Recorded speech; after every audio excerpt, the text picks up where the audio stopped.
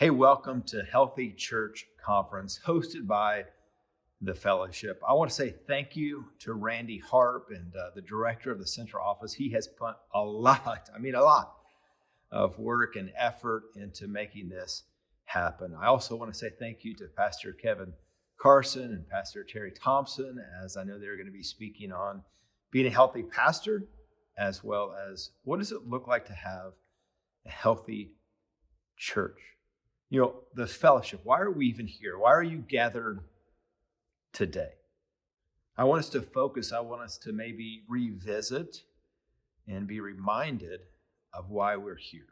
You see, the fellowship exists to serve you, to serve Baptist pastors and their churches as you as a pastor, you as a staff member, you as a church fulfill the Great Commission. Let me say it again. The fellowship exists to serve Baptist pastors and their churches as they fulfill the Great Commission. And that's what we are here for, right? We are here. You're here, I'm going to assume, because you want to be more effective and more efficient and have more impact, seeing more people find and follow Jesus. And of course, part of that is being healthy, right? Both physically, spiritually, and emotionally. And we know that our staff and our churches will not be healthy unless we as lead pastors are healthy. And so I just pray, I'm thankful you're here.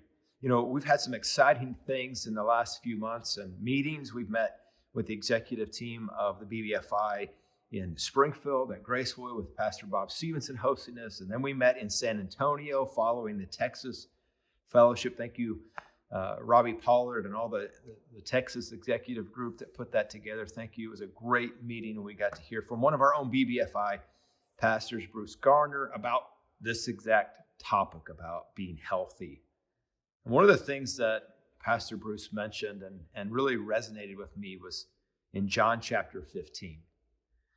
As we think about leading churches, as we think about leading the fellowship, right? We want the fellowship to grow so that more people can find and follow Jesus, that we can plant more churches here locally in your state, my state, but also so that we can plant more churches all over the world.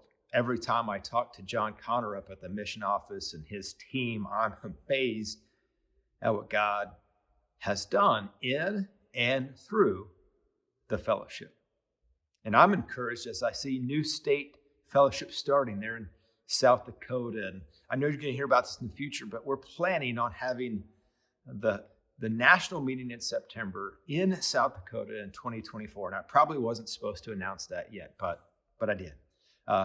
We were on a call the other day, and the Maryland Fellowship has more than doubled just in the last couple of months. And so there's great things happening all over the country. And I'm excited to get reports of where you're meeting and how God is working in your church.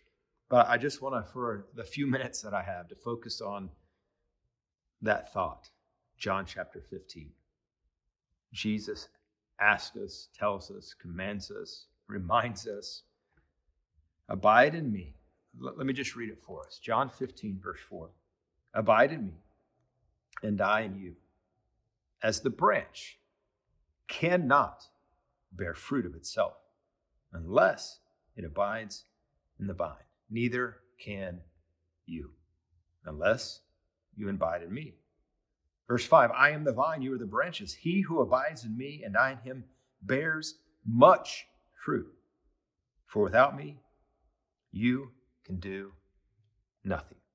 My encouragement, my challenge to you as a staff person, worship leader, children's director, lead pastor, student pastor, whatever role you might be serving in, a volunteer, if we are wanting to lead more people to find and follow Jesus in the context of your church, in the context of the fellowship, then we as leaders, we as followers of Jesus, must abide in him.